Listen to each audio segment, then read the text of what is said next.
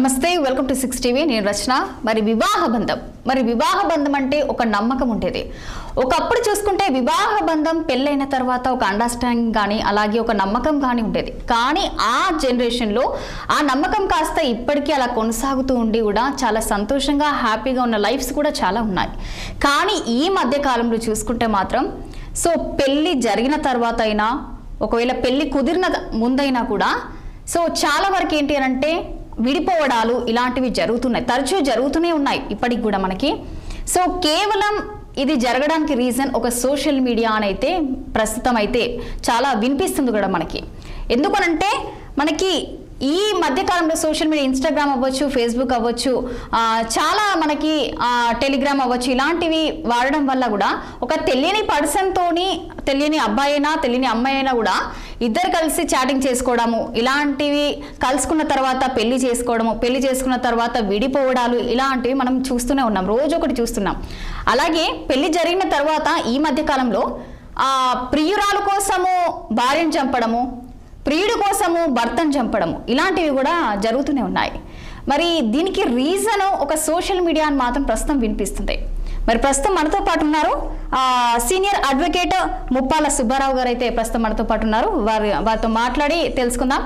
అలాగే మనతో పాటు సోషల్ యాక్టివిస్ట్ కృష్ణకుమారి గారు ఉన్నారు. అలాగే POW జాతీయ నాయకురాలు సంధ్యక్క గారు, ముగ్గురు కూడా మనతో పాటు ఈ చర్చలో ఉన్నారు. వారితో మాట్లాడదాము. నమస్తే అండి. ముందుగా సంధ్యక్క చెప్పండి, మరి తరచుగా మనము సోషల్ మీడియా ద్వారా విడిపోవడాలు కానీ అంటే తరచుగా ఇంతకుముందు మనము కొన్ని మాట్లాడుకుందాము. బెంగళూరులో ఒక అమ్మాయి అబ్బాయి ఇద్దరు పెళ్ళైన తర్వాత ఒక 6 నెలల తర్వాత పాత ఫేస్బుక్ ఓపెన్ చేసి చూస్తే పాత చాట్స్ ఉన్నాయి, అంటే ఫ్రెండ్స్తో కానీ బాయ్ ఫ్రెండ్తో కానీ ఇలాంటి చాట్స్ ఉన్నాయి.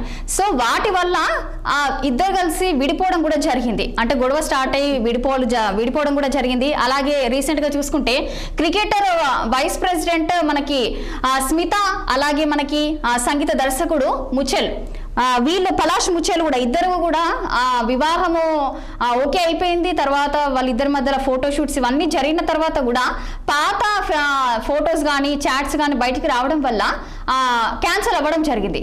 తరచుగా ఇలా జరుగుతూ ఉన్నాయి. దీనికి మెయిన్ కారణం సోషల్ మీడియా అంటున్నారు. మీరేమంటారు?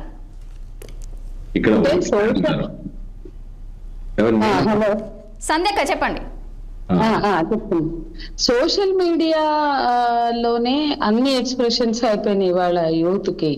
వాళ్ళ కోపాలు, ద్వేషాలు, లేదా ఎవరి మీదైనా ఇష్టత అన్ని కూడా ఫేస్బుక్ ఒక రచ్చబండలా తయారైపోయింది. గొడవలకైనా ఒక రచ్చబండలా ఉంది, కమ్యూనికేషన్ చేసుకోవడానికైనా అసలు ఫేస్బుక్ అనే మాధ్యమాన్ని ఒక వేదికగా మార్చుకోవడమే ఇవాళ యూత్ చేస్తున్నటువంటి ఒక తప్పు. ఎందుకంటే హ్యూమన్ ఎమోషన్స్ ఉంటాయి, మంచికైనా చెడుకైనా. అవి హ్యూమన్ ఎమోషన్స్ షేర్ చేసుకునే పద్ధతి సమాజంలో ఎప్పటి నుంచో ఉంది. అవన్నీ వదిలేసి వీళ్ళ సంతోషాలు అన్ని మంచి చెడు, కష్టం, సుఖం అన్ని ఫేస్బుక్ లో పంచుకోవడం ఎప్పుడైతే మొదలైందో అది కొన్ని సమస్యలకి కూడా దారితీస్తుంది. అసలు అది కరెక్ట్ కాదు అనేది ఈనాటి సమాజానికి అర్థం కావాలి.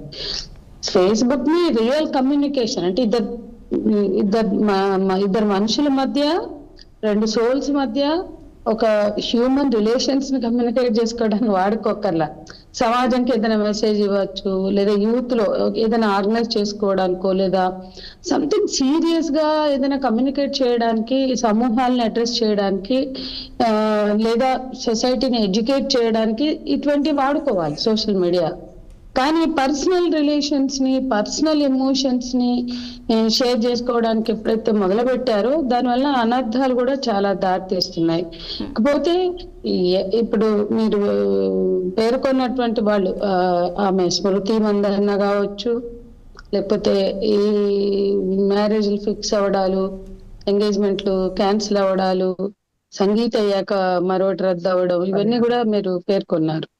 అంటే అసలు మనుషుల మధ్య ఉండాల్సింది ట్రస్ట్ కదా. సరే, ఈవేళ ఏ పద్ధతి పాడు లేకుండా ఏదైతే ఫోటోలు పెట్టుకోవడాలు, కమ్యూనికేట్ చేయడాలు, ఎగ్జిబిట్ చేయడాలు, ఎక్స్ప్రెస్ చేయడాలు, అవి రేపు దేనికైనా దారి తీస్తాయి. దాని పట్ల యూత్ ఎవరైనా అబ్బాయిలైనా అమ్మాయిలైనా అప్రమత్తంగా ఉండాలి. ఏది పెట్టాలి ఏది పెట్టకూడదు అనే స్పృహతో వ్యవహరించాలి. అట్లాగే రెండో విషయం, ఈ చాట్లు చూసుకుని వీటిని చూసుకుని కలుసుకోవడానికి అదే వేదిక, విడిపోవడానికి కూడా అదే వేదిక. లేదా అక్కడ జరిగిన చర్చలే కారణమవుతున్నాయి. అంటే మనుషులకు ఉండాల్సింది ట్రస్ట్, కానీ అక్కడ ఏదో చూడగానే విడిపోవడం, అక్కడేవో చూడగానే మొత్తం రిలేషన్ మంచిగా కూర్చొని మాట్లాడుకోవచ్చు. ఒకప్పుడు ఫ్రెండ్షిప్ లో పెట్టుకొని ఉండొచ్చు. అంటే నేను మొదలే చెప్పాను, అట్లా వ్యక్తిగతమైన ఎమోషన్స్ ని, వ్యక్తిగతమైన పర్సనల్ థింగ్స్ ని అక్కడ పెట్టడమే తప్పు, ఎగ్జిబిట్ చేయడం ఇంకా తప్పు. సరే, విషయం ప్రాక్టికల్ గా వస్తే ఇప్పుడు అందరు చేస్తున్నారు అనే విషయానికి వస్తే, అట్లాంటి సమస్యలు, అపార్థాలు, ఏమైనా అపోహలు తలెత్తితే కూర్చుని మాట్లాడుకోవాలి. దాన్ని బేస్ చేసుకుని విడిపోవడం కూడా కరెక్ట్ కాదు. రెండోది, ఎవరైనా ఒక రిలేషన్షిప్ లో ఉన్నప్పుడు వాళ్ళు జవాబుదారీగా కూడా ఉండాల్సిన అవసరం ఉంది.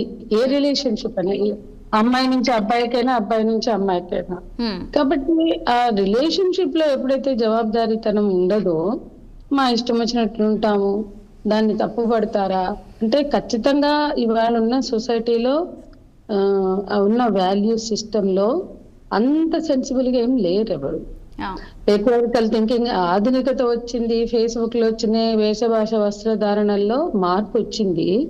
కానీ అది వేషభాష వస్త్రధారణల్లో కల్చర్, లివింగ్ స్టాండర్డ్స్, కల్చర్ లో వచ్చిన మార్పే మినహా బొర్రలో ఉన్న బూజు ఎక్కడ పోలేదు, మైండ్ సెట్ లో మార్పులు రాలేదు, పేట్రియార్కల్ థింకింగ్ పోలేదు.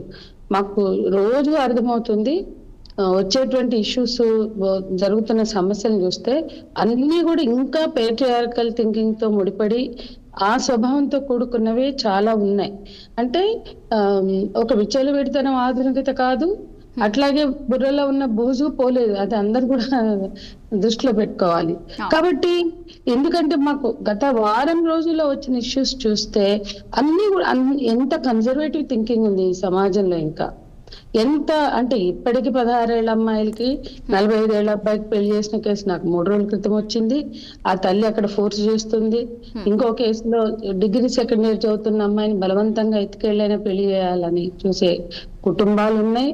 ఇంకో కేసులో చూస్తే అమ్మాయి ప్రేమ పేరుతో మోసం చేసినవి ఉన్నాయి. అంటే ఎక్కడా కూడా స్థిరత్వం లేదు, రిలేషన్స్ కి రెస్పాన్సిబుల్ గా ఉండే రిలేషన్స్ కనపడట్లా. అంటే రిలేషన్స్ లో గాని, జీవితాలకు గాని ఒక సీరియస్నెస్ లేదు. ఒక పక్కన కన్జర్వేటివ్ థింకింగ్ స్త్రీల మీద స్వారీ చేస్తుంది, ఆధునికత పేరుతో వస్తున్నటువంటి కల్చర్ కూడా.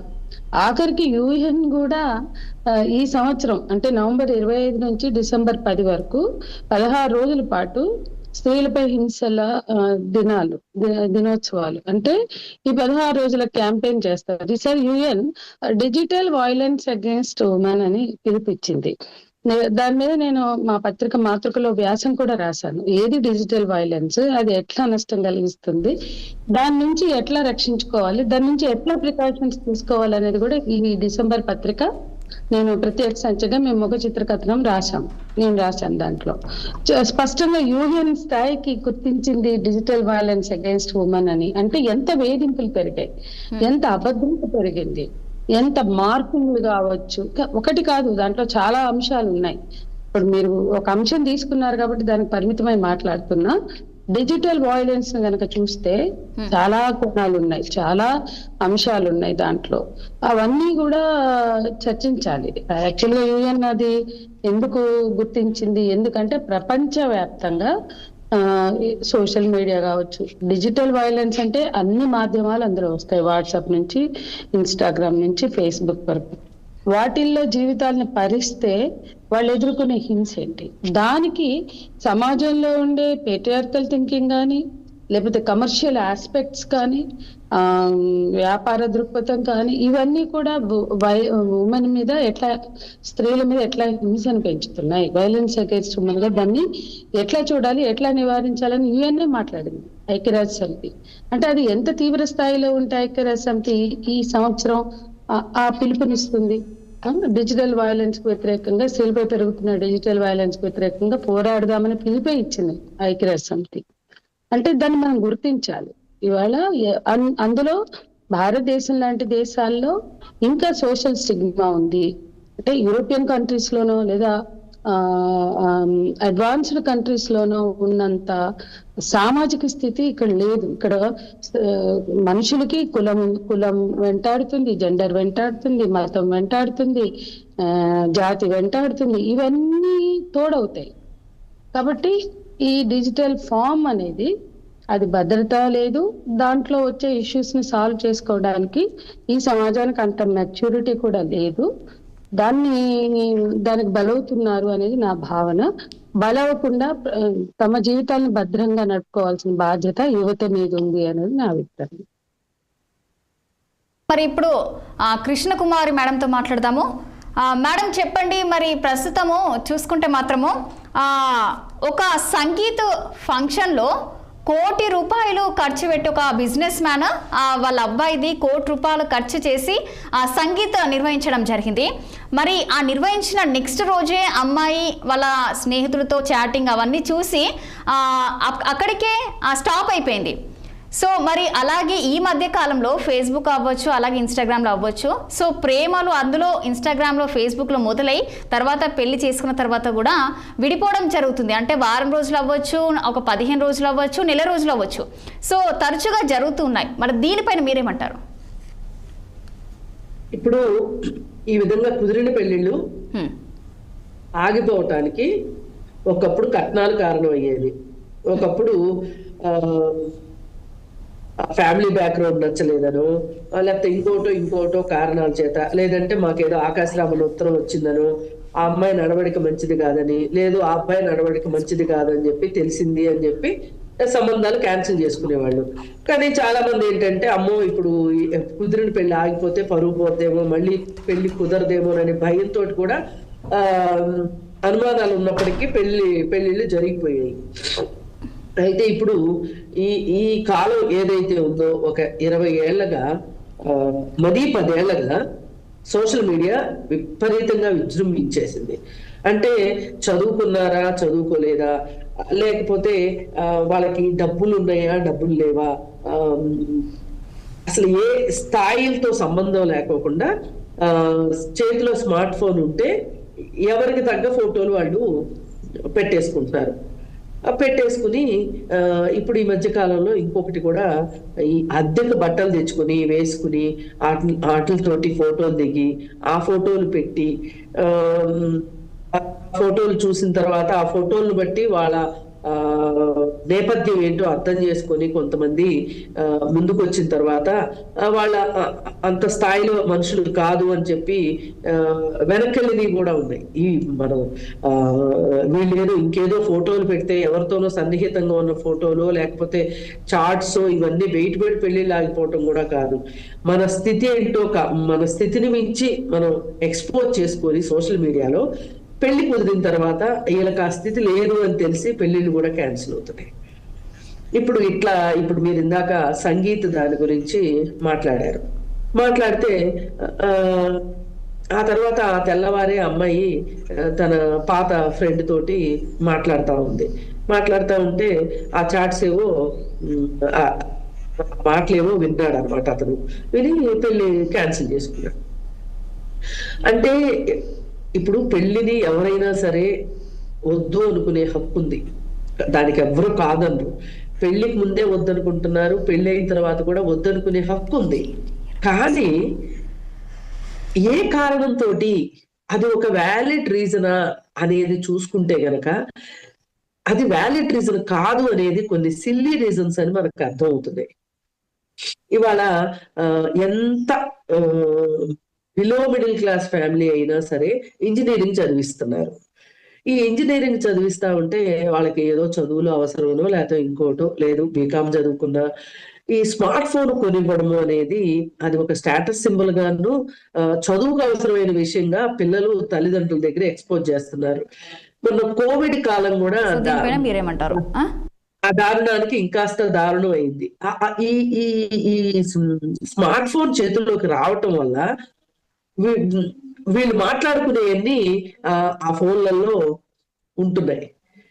అవి ఇప్పుడు కొంతమంది ఏం చేస్తున్నారంటే, ఈ సంవత్సరం పెళ్లి చేసుకుందాం అనుకుంటున్నావా, అట్లయితే ఈ ఫేస్బుక్ అకౌంట్లు, ఇన్స్టాగ్రామ్ అకౌంట్లు అన్ని తీసేస్తున్నారు. అంటే అన్ని డిలీట్ చేస్తున్నారు. ఇది కూడా ఒక ట్రెండ్. కానీ ఇంకా కొంతమంది ఏంటంటే, అవును మేము ఇలా ఉన్నాము, మీకు నచ్చితే చేసుకోండి లేకపోతే లేదు అనేది ఒక ట్రెండ్. ఇంకొక ట్రెండ్ ఏంటంటే, అబ్బాయిలకి అమ్మాయిలకి ఒక ఇందాక సంధ్యక్క చెప్పారు, పేట్రియార్కీ గురించి చెప్పారు, పురుషాధిక్యత. మగవాడికి ఎన్ని సంబంధాలైనా ఉండొచ్చు, కానీ స్త్రీకి మటుకు సంబంధాలు ఉండటానికి వీలేదు. అంటే నేను ఎంకరేజ్ చేస్తున్నానని కాదు, మామూలుగా మన సమాజంలో నడుస్తున్న సూత్రం ఇది. అలాంటప్పుడు పురుషుడు ఏమాత్రం భయపడట్లా తనకి ఎంతమందితో సంబంధాలు ఉన్నాయి అని చెప్పాలని, కానీ అది సమాజం ఆమోదిస్తుంది కదా అనే ఒక రెక్లెస్నెస్ అర్థంలో ఉంటుంది. కానీ అదే సేమ్ టైము అదే పర్సన్ తన భార్య మట్టుకు అలా ఉండటానికి వీల్లేదు, తన కాబోయే భార్య అలా ఉండటానికి వీల్లేదు అని చెప్పి అతను అనుకుంటున్నాడు. ఇది ఖచ్చితంగా ఏంటి అంటే, మనం మారిపోయాము, చాలా అభివృద్ధి చెందేశాము అనుకుంటున్న మనం కూడా ఏమాత్రం ఇట్లాంటి విషయాల్లో, సమన్యాయం విషయంలో అభివృద్ధి చెందలేదు అనేది వాస్తవం. పురుషుడికి ఒక న్యాయం, స్త్రీకి ఒక న్యాయము ఈ వివాహ వ్యవస్థలో అనే విషయంలో మటుకు మనం ఇంకా ఇంకా వెనకబడే ఉన్నాము. అబ్బాయి సాఫ్ట్వేర్ జాబ్ చేస్తాడు, మంచిగా బ్రాండెడ్ బట్టలు వేసుకుంటాడు, కూలింగ్ గ్లాసెస్ పెడతాడు, అసలు టెక్నాలజీ అంతా వేళ్ల మీద ఉంటది, అన్నీ ఉంటాయి. కానీ అప్పుడెప్పుడో శ్రీశ్రీ గారు రాసిన పాట గుర్తొస్తుంది అనమాట. తాతగారి బామ్మగారి భావాలకు దాసులు అని చెప్పి అంటారు. అట్లా వీళ్ళు ఏంటంటే ఈ కుటుంబ విలువలు వీటి దగ్గరకు వచ్చేసరికి పాత భావనలోనే ఉంటున్నాడు. నేను ఎలా అయినా ఉండొచ్చు, కానీ ఆ అమ్మాయి అలా ఉండటానికి వీల్లేదు. ఇది ఇవాళ ప్రస్తుతం ఈ వివాహ వ్యవస్థ ముందున్న, అంటే వివాహం కావటానికి కానీ తరువాత కానీ ఉన్న సవాళ్ళు ఇవన్నమాట. ఈ విషయంలో ఏం నేర్చుకోవాలి మనము అంటే, అసలు సోషల్ మీడియాని ఎంతవరకు వాడుకోవాలి, అసలు మన జీవితాల్లో సోషల్ మీడియాకి మనం ఇవ్వాల్సిన ప్రాధాన్యత ఎంత అనేది ఖచ్చితంగా ఆలోచించాల్సిన సమయం వచ్చింది. అసలు ప్రతిదీ సోషల్ మీడియాలో పెట్టేయడం. అసలు ఒక ఫోటో మనం షేర్ చేసాము అంటే మనకి ఇష్టం లేకపోయి మనం డిలీట్ చేసినా సరే అది గూగుల్లో ఎక్కడో ఒక చోట నిక్షిప్తం అయ్యే ఉంటది, ఎక్కడికి పోదు. ఒకసారి పెదవి దాటిన మాటకి ఎంత అజమాయిషి ఉండదో, మనం సోషల్ మీడియాలో పెట్టిన పోస్టుకు కానీ ఫోటోకి కానీ దేనికి కూడా అంతే అదుపు ఉండదు, అజమాయిషి ఉండదు. ఇది యువతని ఈరోజు నేర్చుకోవాల్సిన అవసరం ఉంది. అందుకని ఈ విషయంలో అసలు మన వ్యక్తిగత జీవితాన్ని ఎంత ఎక్కువ మనం సోషల్ మీడియాలోకి పెట్టాము అంటే అంత ఇబ్బందులు ఎదుర్కొంటాం. ఇప్పుడు ఈ పెళ్లి విషయంలోనే ఇబ్బందులు అని కాదు, ఈ వ్యక్తిగత గోప్యత పాటించకపోవటం వల్ల వేరే వాళ్ళు అడ్వాంటేజ్ తీసుకునే అవకాశం ఉంది. వాళ్ళ ఇప్పుడు సైబర్ క్రైమ్ జరుగుతున్నది అంటే మన ఫోటోల్ని వాళ్ళు ఇష్టారీతిని మార్ఫింగ్ చేసేసి మనకే కాల్స్ వస్తున్నాయి ఈరోజు. అంటే ఈ ప్రమాదం ఇంత ఉంది. అందుకని సోషల్ మీడియా ఇది ఒక రకంగా 2 నాలుకల కత్తా 3 నాలుకల కత్తా అనేది మనం ఎన్ని వైపులు పదునుందో అర్థం కాని పరిస్థితి ఉంది. కాబట్టి సోషల్ మీడియాతో ఎంత జాగ్రత్తగా ఉండాలి అంటే నిప్పుతో చెలగాటం అన్నట్లే ఉంది వాళ్ళ సోషల్ మీడియా. ఈ విషయంలో జాగ్రత్త పడకపోతే మటుకు వ్యక్తిగత జీవితాలు అతలాకుతలం అయిపోయే పరిస్థితి ఉంది.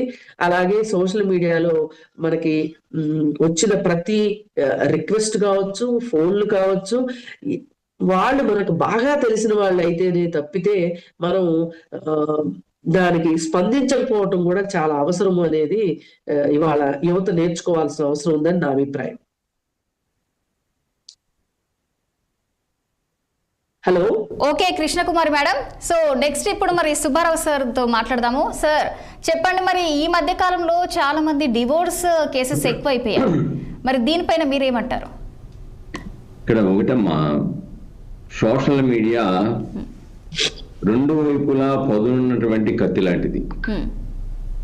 అది మంచికి ఉపయోగించుకోవచ్చు, చెడుకు కూడా ఉపయోగించుకునేటువంటి పరిస్థితి స్పష్టంగా కనబడతా ఉంది. ఇప్పుడు ఏం చేద్దంటే సోషల్ మీడియాలో ఇమ్మీడియట్గా వాళ్ళు లవ్లో పడేయటం, లేకపోతే వాళ్ళ యొక్క ఆర్థిక స్తోమతను అధికంగా చూయించి వివాహానికి ఒప్పించడం,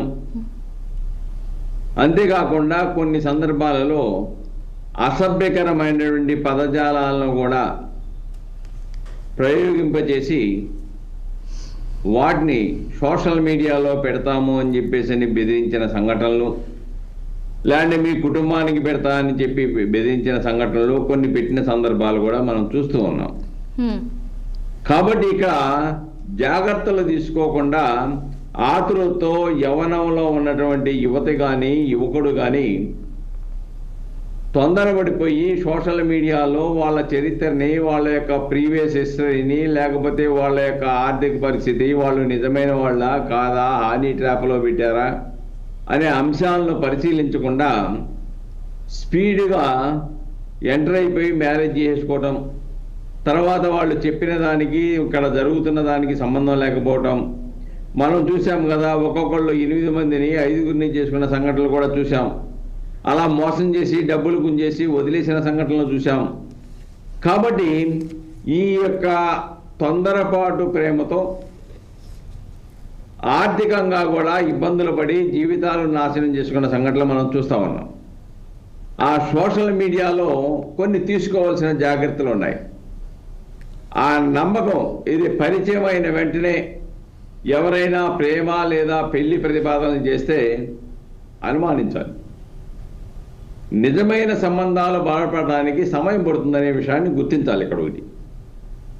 అలాగే పరిచయం అయిన తర్వాత ఆన్లైన్లో పరిచయమైన వ్యక్తికి ఎట్టి పరిస్థితుల్లోనూ డబ్బు ఇవ్వకూడదు. ఈ నియమాన్ని గట్టిగా పాటించాలి.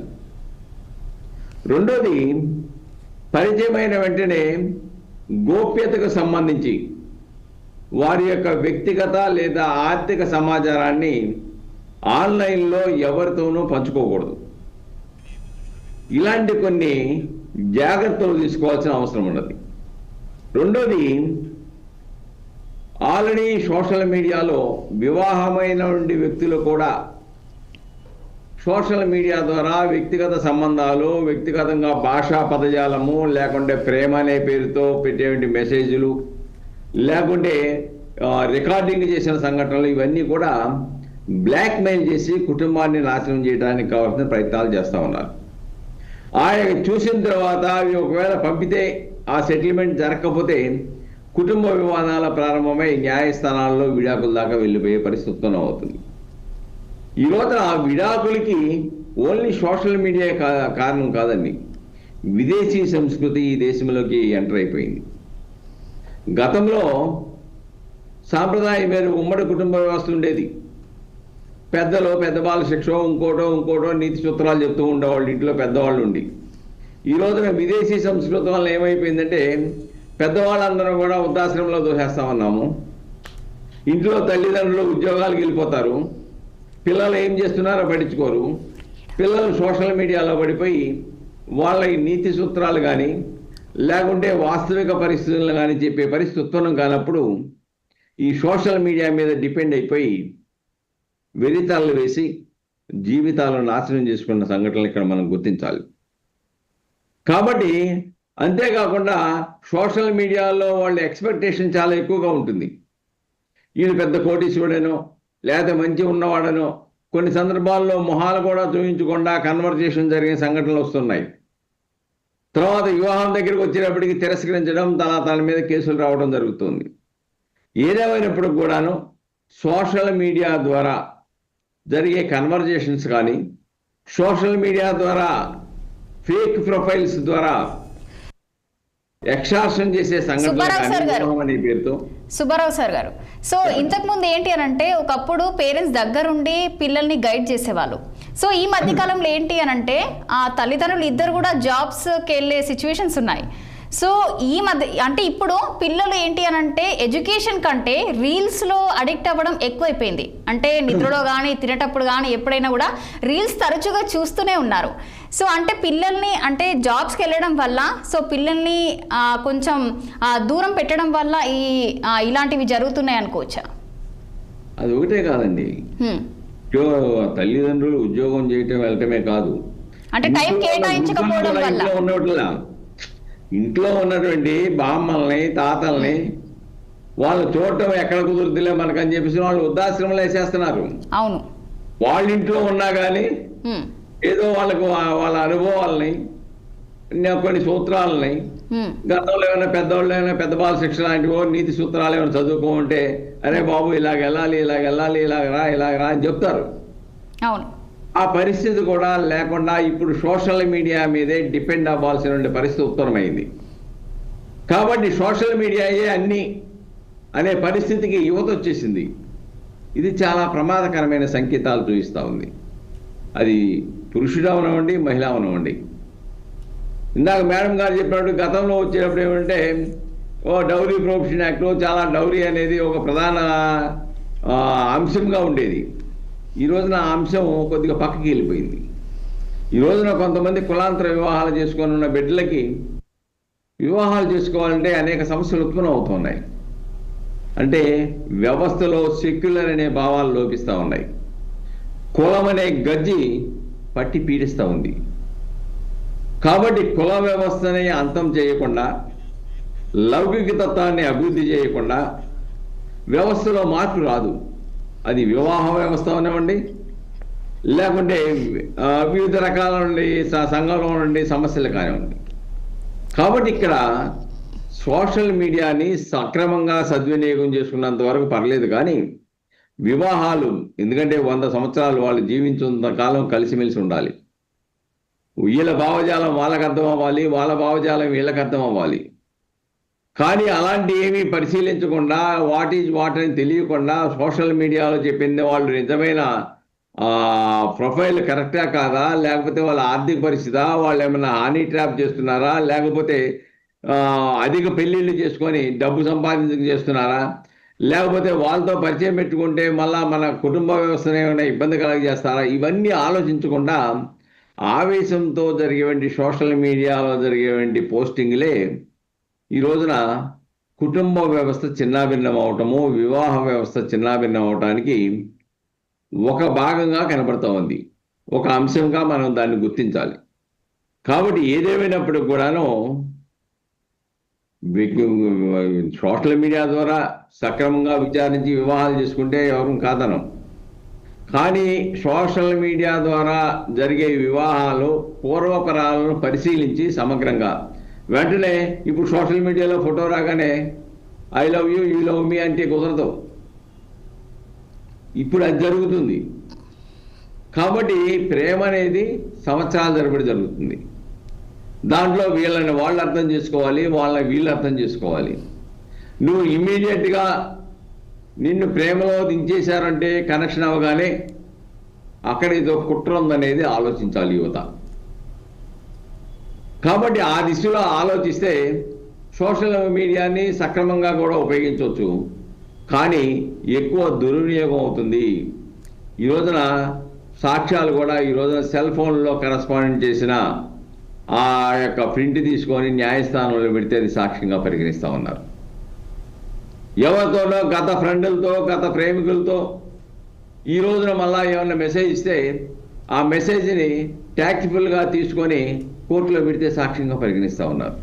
అలానే ఫేస్బుక్ కానీ, సోషల్ మీడియాలో వాట్సాప్ కానీ, లేకుంటే ఇన్స్టాగ్రామ్ లాంటి దాంట్లో కూడా ఎవరితో అయినా కానీ కన్వర్జేషన్ జరిగితే ఆ కన్వర్జేషన్ తీసుకొచ్చి కోర్టులో పడేసి ఈ ఎవిడెన్స్ని పరిగణించమండి 65B కింద అని చెప్పేసి ఒక ఎఫిడవిట్ ఇచ్చేసి ఫైల్ చేస్తూ ఉన్నారు. తద్వారా ఈ సోషల్ మీడియా కరస్పాండెంట్స్ లేదంటే ఇతరులతో మాట్లాడుకునే కన్వర్జేషన్స్ భర్త భార్య చూస్తే డెఫినెట్గా దాన్ని అపార్థం చేసుకొని అక్కడి నుంచి కుటుంబ వివాదాలు రావటం, తద్వారా అవి పెరిగి పెద్దగా అవటం, చివరికి విడాకుల దాకా వెళ్ళడం అనేది జరుగుతున్న విషయం స్పష్టంగా ఇప్పుడు మనం చూస్తూ ఉన్నాం సమాజంలో.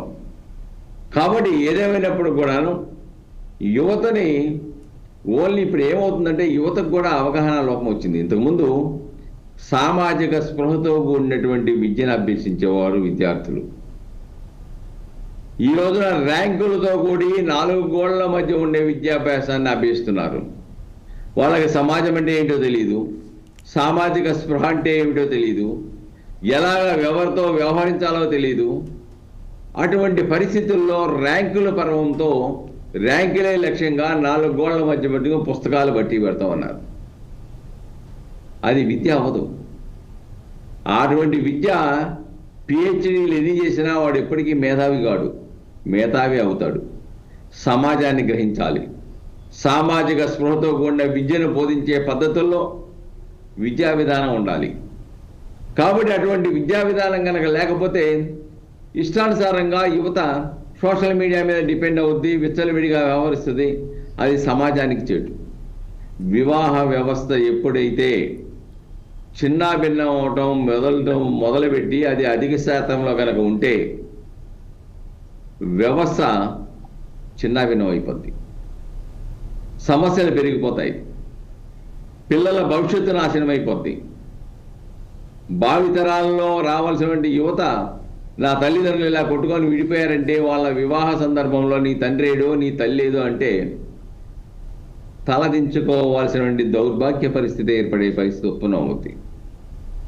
కాబట్టి సోషల్ మీడియాని ఎక్కడ వరకు ఉపయోగించాలో అక్కడ వరకు ఉపయోగించాలే తప్ప పూర్తిగా 100% దాని మీద డిపెండ్ అయిపోతే చాలా సమస్యలు ఉత్పన్నమవుతాయి. అవి వివాదాలుగా మారే అవకాశాలు ఉన్నాయి. బ్లాక్మెయిలింగు, ఎక్స్టార్షను అన్నీ కూడా ఉన్నాయి.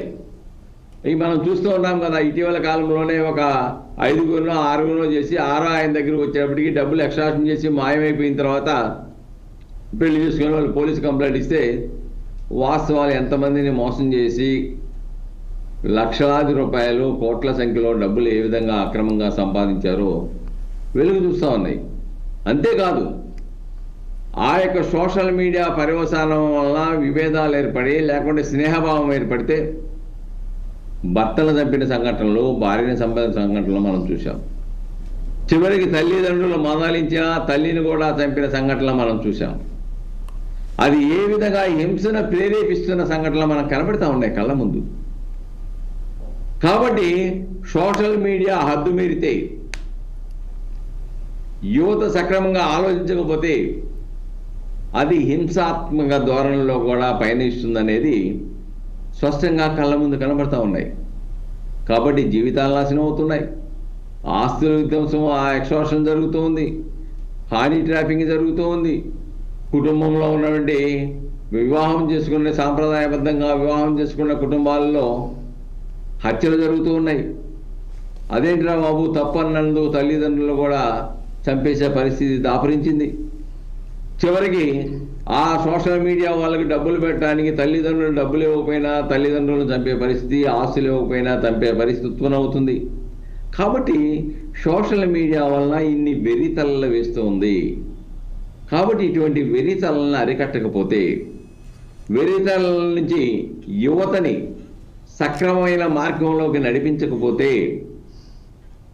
ప్రజాస్వామ్యం మనుగడే ప్రశ్నార్థకంగా ఏర్పడే ప్రమాదం ఉత్పన్నం కాబోతుందనే విషయాన్ని ఇక్కడ మనం గమనించాలి. ఏదేమైనప్పుడు కూడాను పాఠ్యాంశాలలో వైవాహిక వ్యవస్థ లేకుంటే నీతి సూత్రాలు, సామాజిక స్పృహతో కూడినటువంటి అంశాలతో కూడినటువంటి పాఠ్యాంశాలు, దేశభక్తిని ప్రేరేపించేటువంటి అంశాలు పాఠ్యాంశాలలో పెట్టడం ద్వారా ప్రాథమిక స్థాయి నుంచి కూడా యువతని, విద్యార్థుల్ని సక్రమైన మార్గంలో పెట్టాల్సిన బాధ్యత ప్రభుత్వం మీద ఉంది. ఆ దిశలో కనుక పెట్టకపోతే ఈ సోషల్ మీడియాలో బాధితులే కాకుండా వ్యవస్థకి నష్టాన్ని చేకూర్చే ప్రమాదం ఉంది. కుటుంబం వ్యవస్థ ఎప్పుడైతే చిన్నాభిన్నం అయిపోయిందో వ్యవస్థ చిన్నాభిన్నం అయిపోయినట్లు లెక్క. కాబట్టి మరిన్ని ఏవైతే వృద్ధాశ్రమాలు రాకుండా ఉండాలి అంటే వాళ్ళకి సామాజిక స్పృహ ఉండాలి. సుబ్బారావు గారు ఒక్క నిమిషం. సో సంధ్య గారు చెప్పండి, మరి ఈ జనరేషన్లో చూసుకుంటే వైఫ్ అండ్ హస్బెండ్స్ ఇద్దరు జాబ్ చేస్తున్నారు, అంటే ఒక దగ్గర కాకుండా డిఫరెంట్ ప్లేసెస్లో చేస్తున్నారు. సో పర్సనల్ లైఫ్ కంటే ప్రొఫెషనల్ లైఫ్కి ఇంపార్టెన్స్, అంటే సోషల్ మీడియాకి వీటి గురించి జాబ్లోనైనా కూడా సో ఇంపార్టెన్స్ ఎక్కువ ఇస్తున్నారు. సో దీనికి కూడా అంటే డివోర్స్కి కానీ డిస్టర్బెన్స్ రావడం కానీ ఇద్దరి మధ్యలో అండర్స్టాండింగ్ కానీ, సో ఇది కూడా ఒక రీజన్ అవ్వచ్చు అంటారా? ఒకటండి, సమాజంలో విలువలు ఎట్లా ఉన్నాయనేది కనుక చూస్తే పాతంతా చెడ్డది కాదు, పాతంతా మంచిది కాదు, కొత్తంతా చెడ్డది కాదు. పాత పాత అంటే పాత సాంప్రదాయాలు ఈ సమాజంలో ఉండే సంస్కృతి సాంప్రదాయాలు విలువల్లో మంచి ఉంది, చెడు కూడా ఉంది. అంటే అసమానత ఉంది, వివక్ష ఉంది, జెండర్ ఇన్సెన్సిటివిటీ ఉంది. ఇవన్నీ పాత సమాజ విలువల్లో ఉన్నాయి. అట్లాగే కొత్తంతా చెడ్డది కాదు. కానీ మనకి కొత్త సంస్కృతి అంతా, ఆధునిక సంస్కృతి అంతా వ్యాపార సంస్కృతి, పెట్టుబడిదారీ సంస్కృతి. ఇప్పుడు మీరు చెప్పేవన్నీ కూడా పెట్టుబడిదారీ సంస్కృతిలో భాగం. మీరు దాన్ని లోతులో అర్థం చేసుకుని మాట్లాడవలసిన అవసరం మనందరికీ ఉంది. ఇవాళ social media, WhatsApp, Facebook, Instagram అని మనం ఇన్ని రకాలు మాట్లాడుతున్నాం. అది విశ్వ సంస్కృతిలో భాగం, అంటే లేదా వ్యాపార సంస్కృతిలో ఒక భాగం. ఓకే, అంటే పెట్టుబడిదారీ సంస్కృతిలో ఒక భాగం. ఇప్పుడు అడ్వకేట్ గారు చెప్పినట్లు కొత్త సంస్కృతి అని మనం ఏదైతే మాట్లాడుతున్నామో, పోకడలు, కొత్త పోకడలు, దాన్ని మంచిగా కూడా వాడుకోవచ్చు. వీళ్ళ జంజీ విప్లవాలు వచ్చాయి, ప్రభుత్వాలే కూలగొట్టారు కదా. అనేక సందర్భాల్లో ఈ ఫార్మ్స్ ని, మాధ్యమాల్ని వాడుకుని పాలకుల్ని కూల్చేసిన సందర్భాలు కూడా మనం చూసాం. కానీ అది మంచి కోసం వాడుతున్నారు. కానీ వాళ్ళు బాధపడవలసింది ఏంటంటే, ఈ సమాజంలో విలువలు ఎటుపోతున్నాయి, విలువల్ని ఎవరు చెప్తున్నారు, అసలు ఏం నియంత్రణ ఉంది అంటే ప్రభుత్వాలే సాంప్రదాయాల పేరుతోటి. అసలు ఏంటి సాంప్రదాయాలు?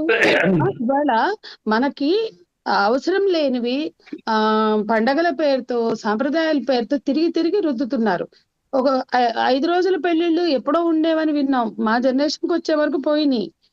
ఆ ఒక్కరోజు పెళ్లిగా ఉండేది, ఏదైనా ఉంటే ఇంట్లో ముచ్చటగా ఉండేది. ఏది హల్దీ గాని, మెహందీ గాని, అది ఆ పెళ్లికి ముందు ఆ సాంప్రదాయాలుగా ఉండేది, అంటే కొన్ని ఫార్మాలిటీస్ గా. ఇప్పుడు అవన్నీ ఎట్లా ఈవెంట్స్ గా మారాయి? ఇప్పుడు పెళ్లి కూతుర్ని, పెళ్లిళ్ళు చేసిన వాళ్ళంతా తమ పిల్లల్ని పెళ్లి కూతుర్లో పెళ్లి కొడుకుల్లో చేయలేదా? నలుగురు బంధువుల్ని పిలిచి పెళ్లి కూతురునో పెళ్లి కొడుకునో చేయలేదా? ఇవాళ అదొక ఈవెంట్, ఒక రోజు ఈవెంట్, ఒక హోటల్లోనో ఇంకొక చోటో. అది అట్లాగే పెళ్లి కూతురు పెళ్లి చేసే ముందు పసుపు కొట్టలేదా? అమ్మాయిని ఏమంటారు, హల్దీ అనేది అయితే ఇప్పుడు పెద్ద వేడుకగా జరుగుతుందో అది ఫార్మల్ గా జరిగింది కదా. సరే, ఆ పెళ్లిళ్ళు కూడా సాంప్రదాయ పెళ్లిళ్ళకి విరుద్ధంగా ఒకప్పుడు స్టేజ్ పెళ్లిళ్ళు, మా ఇంట్లో మా పేరెంట్స్ స్టేజ్ పెళ్లిళ్ళు, మావన్నీ, నాది కూడా స్టేజ్ మ్యారేజ్. అంటే మేమందరం కూడా కమర్షియల్ మ్యారేజ్లకి, సాంప్రదాయ పెళ్లిళ్ళకి విరుద్ధంగా కొంతమంది ఒక భావజాలం ఒక కాలంలో ఉండింది. ఆదర్శ వివాహాలని అవి పోయినాయి, ఆదర్శ వివాహాలు పోయినాయి. లేదా ఆయా వాళ్ళ స్తోమతల్ని బట్టి చక్కగా సాంప్రదాయ పెళ్లిళ్ళు చేసుకున్న వాళ్ళు కూడా ఇంత ఈవెంట్స్ గా, కోట్లు ఖర్చు పెట్టే ఈవెంట్స్ గా చేసుకోలేదు కదా. మనం చూసాం గతంలో అమ్మాయిలను ఇచ్చిన అబ్బాయిలను ఇచ్చిన మంచి సంబంధాలు, మంచి విలువలు ఉన్న కుటుంబాలు బంధుత్వాలకి లేదా విలువలకి ఎక్కువ ఇంపార్టెన్స్ ఇచ్చారు. ఇప్పుడు ఈ ఆర్భాటాలకి ఎక్కువ ఇంపార్టెన్స్ ఇస్తున్నారు. ఒక రోజు హల్దీ అంట, ఒక రోజు మెహందీ అంట. నేను ఒక 8-10 ఏళ్ల క్రితం బాగా బలిసిన కుటుంబాల్లో, బలుపు కుటుంబాలు ఉన్నాయి కదా, కమ్మ, రెడ్డి, వేలమ, బ్రాహ్మి, ఇవన్నీ బలుపు కులాలు. ఈ బలుపు కులాల్లో బాగా డబ్బులుండి, డబ్బులు ఎక్కడైతే ఎక్కువ ఉన్నాయో అక్కడ డబ్బులు అంటే కమర్షియల్ గా డబ్బులు ఖర్చు పెట్టడం, డబ్బులు వెదజల్లడమే సాంప్రదాయాల్లో భాగమైంది. అంటే సాంప్రదాయాలు పాటించడం డబ్బులు ప్రదర్శనలో భాగంగా మారింది. అంటే డబ్బులు పెరుగుతున్న కొద్దీ, డబ్బులు ఖర్చు పెట్టడం పెరిగిన కొద్దీ సాంప్రదాయాలు పెరుగుతున్నాయి. మనం అది మర్చిపోవద్దు. అందుకే హల్దీ ఒక రోజు, మెహందీ ఒక రోజు, ఇంకేదో సంగీత్ ఒక రోజు, ఇవన్నీ చాలా. ఈ సంగీత్ ఎక్కడదండి? మన తెలుగు వాళ్ళ పెళ్లిళ్ళల్లో సంగీతం ఉందా? ఏదో ఆ ఆరతి కడుతూ, ఆరతి పడుతూ, ఏవో ఆరతి పాటలో, లేకపోతే కొన్ని అకేషన్ బట్టి వీడుకోలు పాటలు, అమ్మాయిని అప్పగింతలు పెట్టేటప్పుడు ఆ బాజా భజంత్రీలు వాళ్ళు ఏదో అప్పగింతలు పాట పాడేవాళ్ళు. అవన్నీ పోయినాయి. ఈ సంగీతం ఒక ఈవెంట్ కాబట్టి మొత్తం కూడా ఒక నిమిషం అండి. ఇవన్నిటికీ ఇవన్నిటికీ ప్రాధాన్యత వచ్చాక ఈ ఎగ్జిబిటింగ్ కల్చర్ ఏదైతే ఉంటుందో, అంటే అన్ని కూడా సేలబుల్ ప్రోడక్ట్లు, ఇక్కడ హ్యూమన్ రిలేషన్స్ అన్ని కూడా మాయమైపోతున్నాయి. అప్పుడు గొడవలు రాక ఏమొస్తాయి? అన్ని గొడవలకి దారి తీసేవంతా కూడా ఒక పక్కన సాంప్రదాయాలు, మరో పక్కన ఎగ్జిబిటింగ్ కల్చర్. ఎంత డబ్బు ఖర్చు పెట్టారు, ఎంత నగలు కొన్నారు, ఎంత బట్టలు కొన్నారు, ఎంత ఆర్భాటంగా డాంబికంగా చేశారు, ఎన్ని వంటలు పెట్టారు, ఇవే కదా లెక్క. కానీ ఇటు ఇటు అటు ఒకళ్ళనొకళ్ళు గౌరవించుకోవడం, ఒకళ్ళ బంధువులను ఒకళ్ళకి పరిచయాలు చేసుకోవడం, చక్కగా పెళ్ళంటే ఆహ్లాదంగా సంతోషంగా చేసుకునేదే. కానీ దాంట్లో వాళ్ళు సంతోషంగా ఉండకూడదని నేను అనట్లా, కానీ దానికి మించి ఇతర అంశాలు తోడవుతున్నాయి. అది పెళ్లిళ్ళని మీరు అడిగారు కాబట్టి. అట్లాగే ఈరోజు ఆధునిక సంస్కృతి అంటే ఆధునికత బుర్రల్లో ఉండాలి. బుర్రల నిండా బూజులు పెట్టుకుని మిగతా అంతా ఆధునికత సంతరించుకుంటే ఉపయోగం లేదు. మీరు ఇప్పుడు ఇంతకు సుబ్బారావు గారు చెప్పారు, క్యాస్ట్ కానీ రిలీజియన్ కానీ ఇవన్నీ కూడా ఎంత రోల్ ప్లే చేస్తుంది. వీటిని ఎవరు పెంచుతున్నారు అంటే మళ్ళీ పాలకులే. అన్ని విధాల సనాతన సాంప్రదాయాల్ని కానీ వాళ్ళు అసలు పూజలు, మత సాంప్రదాయాలు ఆ పిచ్చి ఎవరు ఎక్కిస్తున్నారు చూడండి. ఇప్పుడు కొన్ని దేశాల్లో మూఢనమ్మక, ఇవాళ ఈ దేశంలో మంత్రసానుల పేరుతో ఆడవాళ్ళని కొట్టి చంపుతున్న దాని మీద ఇవాళ ఒక నేషనల్ రిపోర్ట్ వచ్చింది, ఎంతమందిని ఆయా రాష్ట్రాల్లో చంపారు అని. అంటే ఒక పక్కన మూఢనమ్మకాలు పెంచుతున్నారు, సనాతన సాంప్రదాయాల పేరుతో జనాల్లో పిచ్చిని పెంచుతున్నారు. మరో పక్కన కేవలం కమర్షియల్ కంటెంట్ తో ఆధునికతను తీసుకొస్తున్నారు. ఇది నష్టం, సమాజానికి నష్టం, మానవీయ విలువలకి నష్టం, మానవ సంబంధాలకు కూడా నష్టకరం. ఇప్పుడు కొన్ని దేశాల్లో కొన్ని అలౌడ్ లేదు ఇప్పటికి కూడా. ఎవరైతే అభివృద్ధి చెందుతున్న చైనా లాంటి దేశాలు చూసుకోండి, మలేషియా తీసుకోండి, సింగపూర్ తీసుకోండి, ఇప్పటికీ కొన్ని అలౌడ్ కాదు అక్కడ. ఈ ఫేస్బుక్ కానీ లేకపోతే ఇవన్నీ చాలా దేశాల్లో పోర్న్ సైట్స్ లేవు, మనకు వచ్చినాయి, ఉన్నాయి, నిరాటంకంగా వస్తున్నాయి. పొద్దున్న లేస్తే భారతీయ సాంప్రదాయాలు మాట్లాడేది వీళ్ళే, సంస్కృతి సాంప్రదాయాలు మాట్లాడేది వీళ్ళే. ఎందుకంట అన్ని లక్షల పోర్న్ సైట్స్ భారతదేశంలో ఎవరికి ఉపయోగం అంటే ఇవాళ పాలకులకి ప్రజలకి ఒక మెసేజ్ ఇవ్వడం, ప్రజల్ని మంచి విలువలతో బ్రతికేలా చేయడం ప్రభుత్వానికి కూడా బాధ్యత ఉంది. అన్ని మీరు ప్రభుత్వాలే అంటారా అంటే ఖచ్చితంగా ప్రభుత్వాల బాధ్యత కూడా ఉంటుంది పౌర సమాజంతో పాటు. ఆ విలువలు మనం నేర్పాలి. ఏ విలువలు మనం నేర్పుతామో ఈ సమాజానికి, అది పాఠ్య పుస్తకాల ద్వారా కావచ్చు, పాఠ్యాంశాల ద్వారా కావచ్చు, ఆ తర్వాత ఇతరత్ర అనేక సందర్భాలు ఎట్ డెస్టినీ మనం మాట్లాడుతున్నాం, ఎట్ సోర్స్ కూడా మాట్లాడాలి. అది ఎట్లా అంటే నిరంతరం ఆ ప్రాసెస్ నడవాలి. కానీ ఇవాళ లేదు, ఒకప్పుడు ఉంది. ఒకప్పుడు సినిమాల్లో కూడా ఏదో ఒక మెసేజ్ ఓరియంటెడ్ గా ఉండేవి, పాత సినిమాలన్నీ అంతే కదా. అట్లాగే సమాజానికి ఇవాళ స్కూళ్ళల్లో డాన్సులు వేసారంటే అది దేశభక్తితో కానీ జానపద అంటే మన సంస్కృతికి సంబంధించి కానీ జానపద కళలకు సంబంధించి కానీ దేశభక్తికి కానీ ఉండేది. ఇప్పుడు ఏముంటున్నాయి, ఏం కంటెంట్ ఉంటుంది అంటే అన్ని వైపుల నుంచి ఏం కంటెంట్ యూత్కి అందుతుంది, పిల్లలకు అందుతుంది, అది మనం చూస్తే అక్కడ ఒక బాధ్యతతో వ్యవహరించాల్సిన అవసరం ఉంది. అట్లా వ్యవహరించట్లేదు. వీటి మధ్య ఇవాళ మనం ఇవన్నీ పక్కకు పెట్టేసి ఎందుకు పెళ్లిళ్ళు సక్సెస్ కావట్లా, ఎందుకు స్త్రీ పురుషుల సంబంధాలు బలహీనంగా ఉన్నాయి అంటే ఉన్నాయి. స్త్రీ పురుష సంబంధాలు ఈ వాతావరణంలో బలహీనంగానే ఉంటాయి. సమానత్వం అసలు లేదు. 75 ఏళ్ల స్వతంత్రం స్త్రీ పురుష సమానత్వాన్ని మాట్లాడడంలో విఫలమైంది. సరే, ఎవరైతే చైతన్యంతో ఉంటారో ఆడవాళ్ళైనా మగవాళ్ళైనా వాళ్ళు ఆ సమానత్వాన్ని ఓ మేరకైనా సాధిస్తున్నారు. అట్లాగే అవసరాలు, ఇప్పుడు ఆడపిల్లలు కూడా చదువుకుంటున్నారు, మగపిల్లలు కూడా చదువుకుంటున్నారు. కాబట్టి ఆడపిల్లల కొరత ఒక దశలో కొన్ని కులాల్లో వచ్చినప్పుడు వాళ్ళు అవసరాన్ని గుర్తించి ఉండాల్సి వస్తుంది. అందుకని కట్నాలు పోయినాయా అంటే కట్నాలు పోకపోయినా ఇంకో రూపంలో ఆధిపత్యం కొనసాగుతుంది.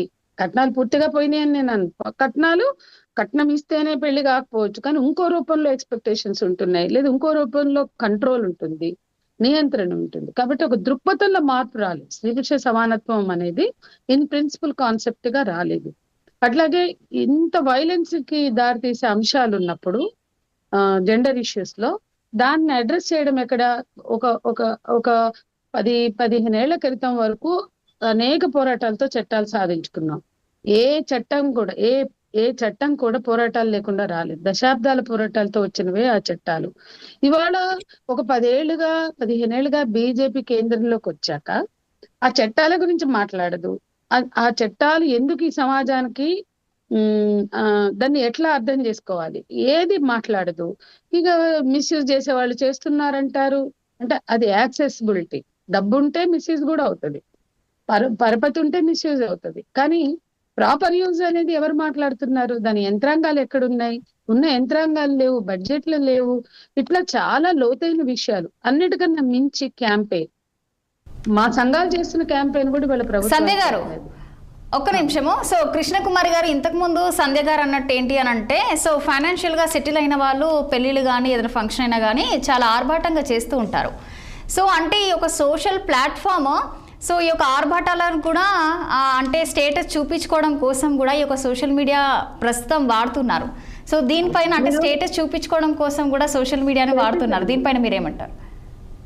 మీరు స్టేటసే కాదు, మీరు ఓన్లీ పెళ్లిళ్ళే మాట్లాడుతున్నారు. మెచ్యూర్ ఫంక్షన్స్ మా జనరేషన్స్ లో పోయినాయి. పాత రోజుల్లో ఏం చేసేవాళ్ళు, నలుగురు చుట్టాలని పిలిచి. మా టైంలో అసలు స్కూల్కి 5 రోజులు 6 రోజులు రాకపోతే ఏదో జ్వరం వచ్చిందని చెప్పుకుని వెళ్ళేవాళ్ళం తప్ప ఈ ఫంక్షన్లు లేవు. అంటే ఒక జనరేషన్, ఒక 70s నుంచి దాదాపు 2000 వరకు కూడా. మళ్ళీ వాళ్ళు అవి పెరిగినాయి అన్ని వర్గాల్లో. ఇందాక చెప్పిన పెళ్లిళ్ళ కల్చర్ కూడా బస్తీలలో కూడా వచ్చింది.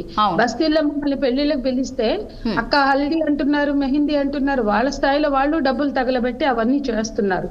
పై వర్గాలకు సాధ్యమైన సంస్కృతి లేదా పై వర్గాలకు సాధ్యమైన ఏదైతే కల్చర్ ఉందో, డబ్బులు తగలబెట్టో డబ్బులు పోసో, ఆ కల్చర్ అక్కడితే ఆగట్ల. పై వర్గాలకి అందుబాటులో ఉండే అన్ని కూడా కింది వర్గాలకి అందుతున్నాయి లేదా రుద్దుతున్నారు. అంటే ఇదంతా కూడా ఒక వ్యాపార సంస్కృతిగా మారింది. అది మనం మర్చిపోవద్దు. అందుకే మెచ్యూర్ ఫంక్షన్స్ కూడా ఘనంగా చేస్తున్నారు కదా, ధోతి ఫంక్షన్లు కూడా చేస్తున్నారు కదా, పెళ్లిళ్ళు మాట్లాడుతున్నారు. కానీ మనం ఇంకా సమగ్రంగా చూసినట్లయితే చీరల ఫంక్షన్లు, అదే ఓణీల ఫంక్షన్లు, ధోతి ఫంక్షన్, అన్ని ఫంక్షన్లు ఆర్భాటంగా చేస్తున్నారు.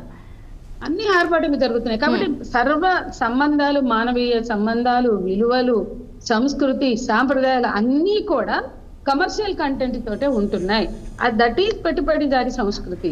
అదే ఇవాళ వ్యాపార సంస్కృతి అంటున్నా. దాండియా మనకుందా? సంగీతం మనకుందా? ఎందుకు వచ్చింది మనకి అంటే దాంట్లో కూడా కమర్షియల్ కంటెంట్ ఉంది. వీళ్ళ దాండియాలు కమ్యూనిటీ హాల్స్ బుక్ చేసి, పెద్ద పెద్ద ఫంక్షన్ హాల్స్ బుక్ చేసి దాండియాలు చేస్తున్నారు. అదేమన్నా తెలుగు వాళ్ళ సంస్కృత?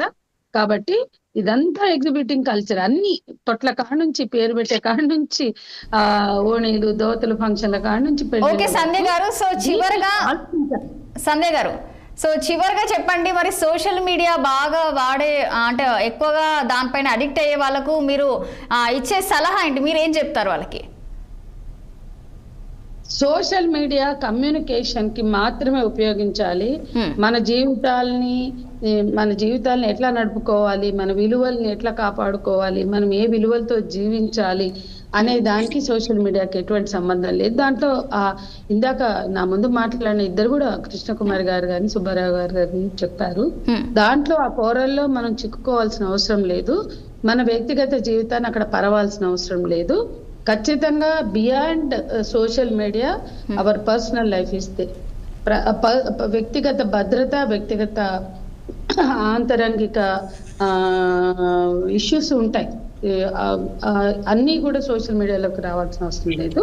అది చాలా జాగ్రత్తగా ఉండాలి. అది పెళ్లిళ్ళైనా, వ్యక్తిగత సమస్యలైనా, చాలా మంది మధ్య వ్యక్తిగత సమస్యలు కూడా అక్కడే పెడుతున్నారు. దానికి దూరంగా ఉంటే మంచిది. దాన్ని కేవలం కమ్యూనికేషన్ కోసం వాడాలి. అది కూడా ఆబ్జెక్టివ్ గా, నాట్ సబ్జెక్టివ్. ధోరణితో కాదు, సబ్జెక్టివ్ గా కాదు, ఆబ్జెక్టివ్ గా దాన్ని వాడాలి అనేది నాకు. ఓకే, కృష్ణకుమార్ గారు మీరు చెప్పండి. ఇప్పుడు ఒకటే అండి, ఇవాళ సమస్య ఈ వివాహాలు, పెళ్లికి ముందు సంబంధాలు ఆగిపోవటం, పెళ్లిళ్ళు ఆగిపోవటం, అలాగే పెళ్లి తరువాత విడాకులు దిద్దే కారణం సోషల్ మీడియా అనే ఒక అంశంతో మనం ముందుకు వచ్చాం. అయితే ఇక్కడ మనం ప్రధానంగా ఆలోచించాల్సింది ఏంటంటే, మనం ఎంత సోషల్ మీడియాకి దగ్గరయ్యి మన బంధువులు, స్నేహితులు, లేకపోతే సన్నిహితులు, ఆఫీస్ కొలీగ్స్, ఇట్లాంటి వాళ్ళకి దూరంగా వెళ్ళిపోయి ఇవాళ మనం ఒక ఊహా ప్రపంచంలో ఈ సోషల్ మీడియా జీవితంలోకి వెళ్ళిపోయాం. షాపింగ్ ఆన్లైనే, పెళ్లిళ్ళు ఆన్లైనే, అలాగే ఏమైనా సందేహాలు వస్తే కూడా ఆన్లైనే. ఇలా రకరకాలుగా మన జీవితంలోకి సోషల్ మీడియాని మనం తెచ్చి పెట్టేసుకున్నాం. సోషల్ మీడియా మనం తీసుకెళ్ళిందా, మనం సోషల్ మీడియాని తీసుకొచ్చుకున్నామో తెలియకుండా ఇదంతా ఈ ప్రమాదం జరిగిపోయింది. మరి జరిగిపోయిన తర్వాత ఈ సోషల్ మీడియానే ఈ భార్యాభర్తల మధ్యలో కమ్యూనికేషన్ కూడా సోషల్ మీడియానే అవుతుంది. ఇప్పుడు మనం చూస్తాం కొంతమంది హీరోయిన్లు వీళ్ళు విడిపోబోతున్నారు అని తెలిసినప్పుడు వీళ్ళు సోషల్ మీడియా అకౌంట్స్ లో అన్ఫాలో కొట్టుకుంటున్నారు. అన్ఫాలో కొట్టుకుంటే ఇప్పుడు మనకు అదొక సూచన అనమాట, వీళ్ళు వీళ్ళ వివాహ బంధానికి ఫుల్ స్టాప్ పెట్టబోతున్నారు అని. అలాగే ఇప్పుడు నేను యాజ్ ఎ ఫ్యామిలీ కౌన్సిలర్ గా నా దగ్గరకు వచ్చిన ఒక కేసులో మీ ఇద్దరు పెద్ద వివాదాలు లేవు, మీకు ఫోన్ ఎక్కువ వాడే దగ్గరే మీకు తగాదాలు వస్తున్నాయి, కొంచెం ఫోన్ లో ఎక్కువ ఖర్చు, ఆన్లైన్ షాపింగ్ కూడా అప్పుడప్పుడే కొత్తగా వచ్చింది, మీరు ఎక్కువ ఖర్చు పెడుతున్నారు, ఇవన్నీ తగ్గాలి, పైగా మీకు ఒక కృష్ణకుమారి గారు చివరగా మీరు సోషల్ మీడియా వాడే వాళ్ళకు చివరికి ఒక మాటలో చెప్పాలంటే ఏం చెప్తారు చెప్పండి? ఏం లేదండి, మీ జీవితాల్లోకి సోషల్ మీడియాని ఎంత దూరం పెడితే అంత మంచిది ఒకటి. రెండోది, మీరు రెండో వాళ్ళని రెచ్చగొట్టడానికో, రెండో వాళ్ళని సమస్య గురించి మాట్లాడటానికో, లేకపోతే మీ నిర్ణయాన్ని తెలియజేయటానికో మీరు నిర్మోహమాటంగా కుటుంబ సభ్యులందరూ కూర్చుని ఒకవేళ వద్దు అనుకుంటే కూడా అటు కుటుంబ సభ్యులు ఇటు కుటుంబ సభ్యులు కూర్చుని మాట్లాడుకొని ముందుకెళ్లాల్సిందే తప్పితే, అది ఆ బంధాన్ని ఉంచుకోవాలా తెంచుకోవాలా అనేది మాట్లాడుకోవాల్సిందే తప్పితే సోషల్ మీడియా వేదికగా కాదు అనేది ఒకటి. ఇంకోటి, అసలు భార్యకి సంబంధించిన కానీ భర్తకు సంబంధించిన కానీ ఒక వ్యక్తిగత జీవితం అనేది ఉంటుందండి, పర్సనల్ లైఫ్ అనేది ఉంటుంది. అది మీ వివాహ బంధానికి చేటు జరగనంతసేపు, ఇబ్బంది కలగనంతసేపు ఆ ఒక వ్యక్తిగత గోప్యత ఏదైతే ఉంటుందో దాన్ని గౌరవించాల్సిన అవసరం ఇద్దరికీ ఉంది, భార్యాభర్తలు ఇద్దరికీ ఉంది. అలా లేకుండా నాకు హస్బెండ్ మీద నాకు సర్వ హక్కులు ఉన్నాయి, అతనికి ఒక వ్యక్తిగత జీవితం ఉండటానికి వీలు లేదు అని భార్య అనుకున్నా, ఒకవేళ భర్త అనుకున్నా వాళ్ళ ఫోన్లు చెక్ చేయటాలు, అలాగే వాళ్ళని నిలదీయటాలు, నిగ్గదీయటాలు, పంచాయతీలు పెట్టటాలు, ఇవి కొంత మారుకోండి. అసలు ఇవన్నీ కూడా కాదు, మీరు ప్రీ మ్యారిటల్ కౌన్సిలింగ్ కి వెళ్ళాలి.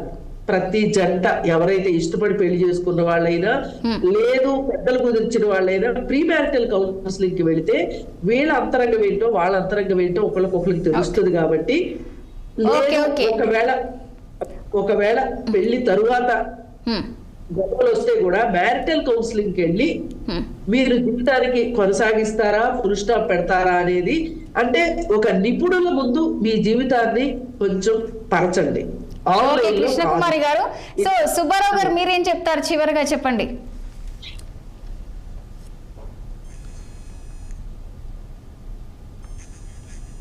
మ్యూట్ లో ఉన్నారు సుబ్బారావు గారు, మ్యూట్ లో ఉన్నారు.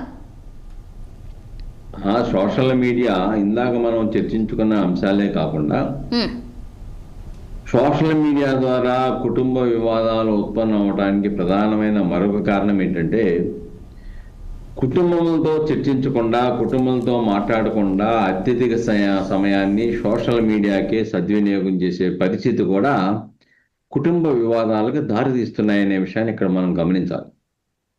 ఇంతకుముందు అట్లీస్ట్ ఏదో ఉద్యోగం చేసి వచ్చేసారనుకోండి, ఇంట్లో భార్యాభర్తలు మాట్లాడుకుంటాం, లేకుంటే మంచి చెప్పుకోవడం చేసుకునేవాళ్ళు. ఇప్పుడు ఆ పరిస్థితి చాలా కుటుంబాల్లో వైదొలిగిపోయింది. రాగానే స్నానం చేయడం, కూర్చోవడం, సెల్ ఫోన్ పట్టుకోవడం, దాంట్లో సోషల్ మీడియా సంబంధించిన అంశాలు, లేకుండా ఆయనకు కావాల్సిన అంశాలు, ఇంకా సెల్లకి సోషల్ మీడియాకి పరిమిత అయ్యే పరిస్థితి ఎప్పుడైతే కొన్ని కుటుంబాల్లో ఉత్పన్నం అవుతున్నాయో అక్కడ కూడా కుటుంబ వివాదాలు దోహదపడటానికి ఒక అంశంగా మనం ఇక్కడ గుర్తించాలి. కాబట్టి సోషల్ మీడియా ఒకవైపున జీవితాలను నాశనం చేస్తూ ఉంది, మరోవైపున దాన్ని విజ్ఞానానికి ఉపయోగపడుతూ ఉంది. కానీ ప్రభుత్వాలు ఏం చేస్తూ ఉన్నాయి? విద్య మీద బడ్జెట్లో కేటాయింపులు తక్కువ పెడతా ఉన్నాయి. చట్టాలు పొలవమైన మహిళలకు రక్షణ కోసం కుప్పల దెప్పలుగా చేస్తూ ఉన్నారు. ఉపయోగం ఏంటి? ఆ చట్టాలు ప్రజలకు తెలియాలి కదా, చట్టాలు అమలు చేయాలి కదా. నువ్వు వరకట్న నిషేధం చట్టం పెట్టావు, ఎక్కడమ్మా జరుగుతుంది? ఆస్తిలో స్త్రీలకు సమాన ఆస్తి హక్కు అన్నావు, ఎక్కడ జరుగుతుంది? సమాన పనికి సమాన వేతనం అన్నావు, ఎక్కడ జరుగుతుంది?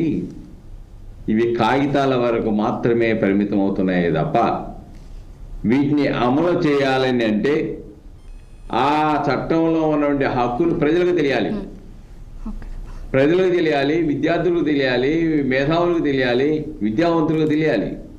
అంటే ఏం చేయాలి? పాఠ్య పుస్తకాల్లో పెట్టాలి. విలువలు కనుక విలువలు లేకుండా వ్యవహరిస్తే చట్ట ప్రకారంగా అది సోషల్ మీడియా అయినా కానీ ఎటువంటి చట్టపరమైన చర్యలు తీసుకుంటారో చెప్పాలి.